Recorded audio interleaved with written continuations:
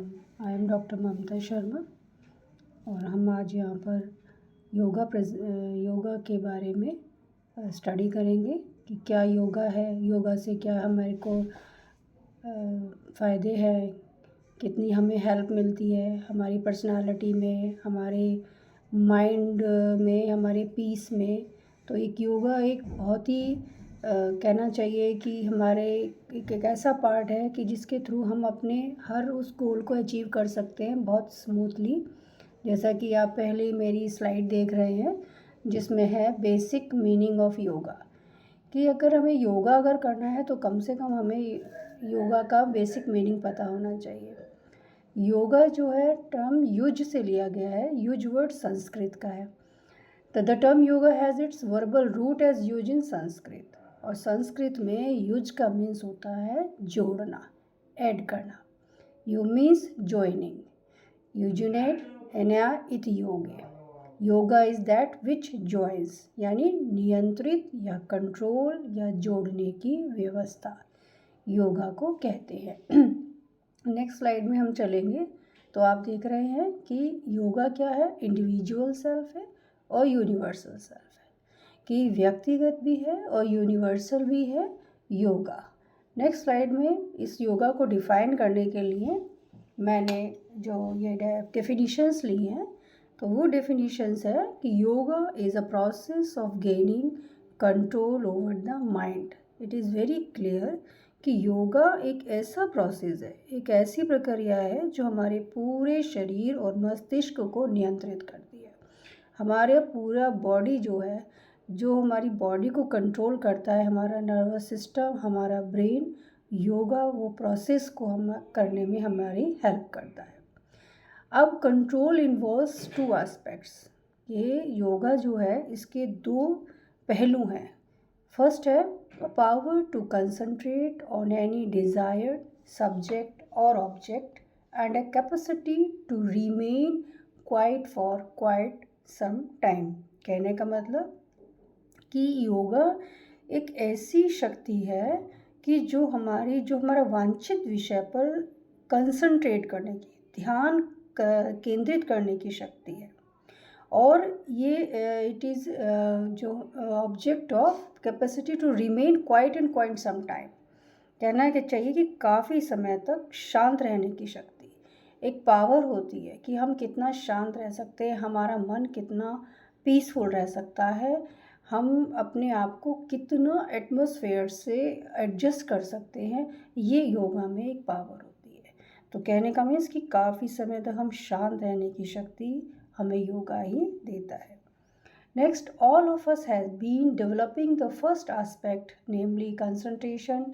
Rarely the second capacity of man to remain calm and silent has been harnessed। कहना चाहिए, कहने का मतलब ये है कि हम सभी पहले अपनी जो कहते हैं ना इंटीग्रेटेड फॉर्म, एकाग्रता का विकास कर रहे हैं। एकाग्रता जैसे कंसंट्रेशन करना, कभी कभार हमारी जो कैपेसिटी होती है कि हमें रहना पड़ता है बहुत शांत और चुप रहने का अभ्यास करना पड़ता है। तो ये चीज़ें हमें योगा ही सिखाता है। योगा हमारी बॉडी पर कंट्रोल करना, हम कितना शांत और कितने चुप रह सकते हैं और अपनी एनर्जी को इंटीग्रेट कर सकते हैं, एनर्जी को एम्पावर कर सकते हैं। कहते हैं ना कि जितना कि हम बोलते हैं, जितना कि हम कन्वर्सेशन करते हैं, हमारी एनर्जी लूज़ होती है, तो वो एनर्जी हमारे योगा के प्रोसेस से हम इनहेल करते हैं, हमारे अंदर वो प्रोसेस वो जनरेट होती है। हमारी जो इंटरनल पावर है, हमारी कहना चाहिए कि बहुत सारी चीज़ें हैं जो हमें योगा से हमें फ़ायदा मिलता है। नेक्स्ट की बात हम करें कि हम योगा क्यों करें, आखिर क्या है योगा में, योगा क्यों हमारे इसके लिए बहुत इम्पॉर्टेंट है। तो जब हम एम्स की बात करते हैं तो आप देख रहे हैं मैंने अपनी स्लाइड में बनाया हुआ है, टू रिमूव इग्नोरेंस, अविद्या और lack of awareness of reality from life, egoism, attachment, detachment, fear of death, elimination of the 5 affection from life। और योगा जो है हमारे अज्ञान को दूर करने के लिए एक पावरफुल टूल है कि जो जीवन के प्रति हमारी वास्तविकता है, जो जीवन जो हम समझ रहे हैं उसके प्रति जो जागरूकता का जो हमारा कहते हैं ना अभाव है, हम नहीं समझ पा रहे कि क्या चीज़ है क्या नहीं है, तो योगा हमें उस चीज़ तक पहुंचाने में मदद करता है।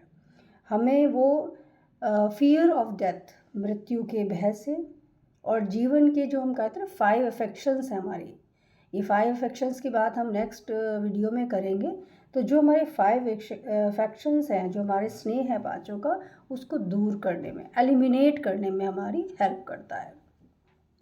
Next, to enter into a state of highest consciousness that manifest in life of satya, truth, बुद्ध, प्योर कॉन्शियसनेस, जन, absolute knowledge, anand, bliss and prem, love. ये क्या करते हैं कि हमारे जो लाइफ की जो हायर कहते हैं ना हाईएस्ट कॉन्शियसनेस, उच्चतम चेतना की स्थिति में प्रवेश करता है, और हमारे जो लाइफ का जो सत्य है, ट्रुथ, और हमारी कहते हैं ना बोध, जिसे हमें कहते हैं ज्ञान, हमारी अवेयरनेस, हमारा कॉन्शियसनेस, हम कितना समझ पा रहे हैं, और हमारा क्यों कहते हैं कि प्योर ज्ञान, जो हमारा ज्ञान है वो क्या है, आनंद क्या है, जीवन में क्या प्रकट हो रहा है, प्रेम क्या है, ये सारी चीज़ें हमारी योगा हमें हेल्प करती है इन सब चीज़ों को करने में। Awakening to the real self, अपने आप को अवेक करने के लिए, अपने आप को जागरूक करने के लिए। तो हमारे एम्स और ऑब्जेक्टिव्स ऑफ योगा ये है कि हाउ टू अवेयर आवरसेल्व्स, कि हम अपने आप को कैसे अवेयर करें, कैसे अपनी लाइफ में हम आगे बढ़ें और पीसफुल होकर, शांति से, क्योंकि योगा हमारी इंटरनल हीलिंग, जो हमारी इंटरनल डेफिशिएंसी हो जाती है, उनको हील करने की पावर हमें देता है। नेक्स्ट की बात करें जब हम आगे, तो बात करते हैं हम basis for streams of yoga, कि streams of yoga, the human personality can be divided broadly into 4 fundamental categories. You can see what are the 4 fundamental categories: emotional, active, intuitive and volition। तो जब हम इसकी बात करते हैं कि जो हमारी ये है basis of streams of yoga हैं, वो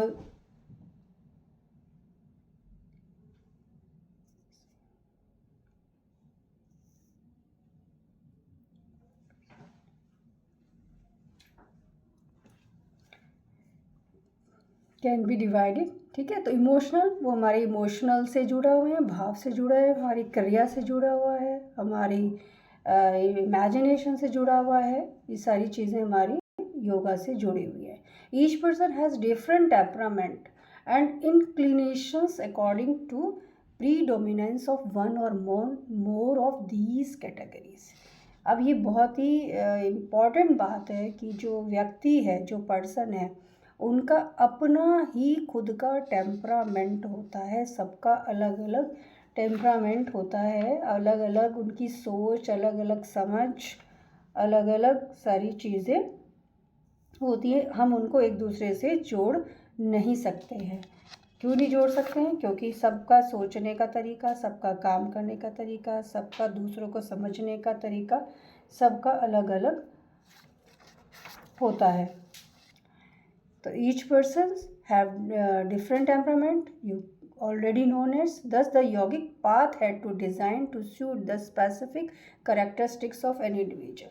तो कहना कि योगा जो है वो डिज़ाइन करता है उस स्पेसिफिक करेक्टर को, व्यक्ति के, जो कि उसको आगे बढ़ने में हेल्प करता है। तो दैट इज़ कि योगिक पाथ है to design to suit the specific characteristics of an individual. Next की बात करते हैं स्ट्रीम्स ऑफ योगा। स्ट्रीम्स की बात करें तो जब हम उसमें जाते हैं तो भक्ति योग, कर्म योग, जन योग और राजयोग, ये 4 तरह के जो हैं हमारे योगा है, जो हमारे प्राचीन समय में भी, और अगर हम वैदिक पीरियड में जाएं या इससे पहले भी पीरियड जाएं, तो हमारा देश जो है योगा पर ही निर्भर था। पहले हमारे ऋषि मुनि महर्षि सब अपनी जो इंटरनल हीलिंग पावर है वो योगा से ही कलेक्ट करते थे।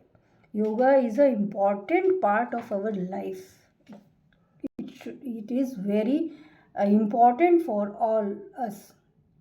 नेक्स्ट की बात करें, जब हम बात करें इन भक्ति योग, जन योग और आपका राजयोग और कर्म योग की डेफिनेशंस की जब हम बात करें तो मैंने आपके सामने ये प्रेजेंट करी है कि भक्ति योग, व्हाट इज़ भक्ति योग। तो bhakti yoga for those who are emotionally and devotionally inclined. तो भक्ति योग उसे कहते हैं जो व्यक्ति भावनात्मक और भक्तिपूर्ण रूप से झुका हुआ होता है, जिसमें इन दो चीज़ों का बहुत ज़्यादा परसेंटेज होता है कि इमोशनली और डिवोशनली, जिन्हें हम भक्तिपूर्ण कहते हैं, दैवीय शक्ति कहते हैं, वो सारी चीज़। नेक्स्ट जब हम जन योग की बात करें तो jnana yoga for those who are intuitive by nature, कि जो नेचर से अपना ज्ञान प्राप्त कर रहे हैं या अपने स्वभाव से अपने आप को सहज ज्ञान, जिसके हम कहते हैं ना सहज ज्ञान प्राप्त करना। तो this recommends reflection and inquiry into the real. तो यह वास्तविक चिंतन और जांच की अनुशंसा करता है कि what is real truth. And next, meaning and also explain ways और means to achieve higher realisation. उच्च वास्तविकता की, कहते हैं ना हम सुप्रीम पावर, सबसे हायर स्टेज की बात करते हैं तो जन योग उसकी बात करता है। It also make it clear that all mental knowledge is limited. वो ये कहता है कि जो हमारा मानसिक ज्ञान है वो लिमिटेड है। जो हम बुद्धि से सोचते हैं या हम अपने दिमाग से सोचते हैं वो एक सीमित ज्ञान है। तो ये जन योग की बात करते हैं।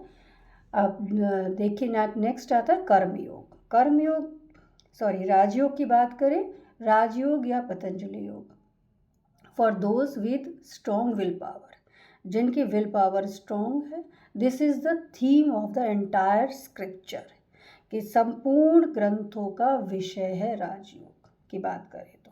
आप समझ ही रहे हैं, ये धीरे धीरे जब आगे मैं अपनी वीडियोस डालूंगी तब आपको और ये चीज़ें क्लियर हो जाएंगी।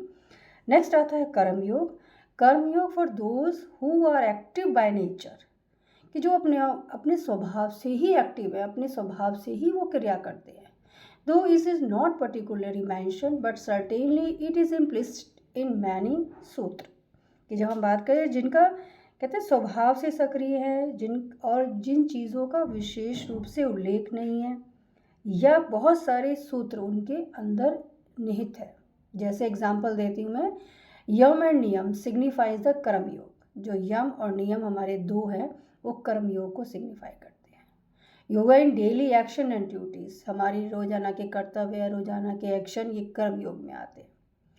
कर्मयोग is also implicit in the words on भक्ति योग। कर्मयोग जो है हमारा भक्ति योग के अंतर्गत भी आता है। तो ये डेफिनेशंस हुई हमारी भक्ति, जन योग, कर्मयोग, राजयोग की भक्ति हुई। नेक्स्ट आता है स्लाइड, हिस्ट्री ऑफ योगा।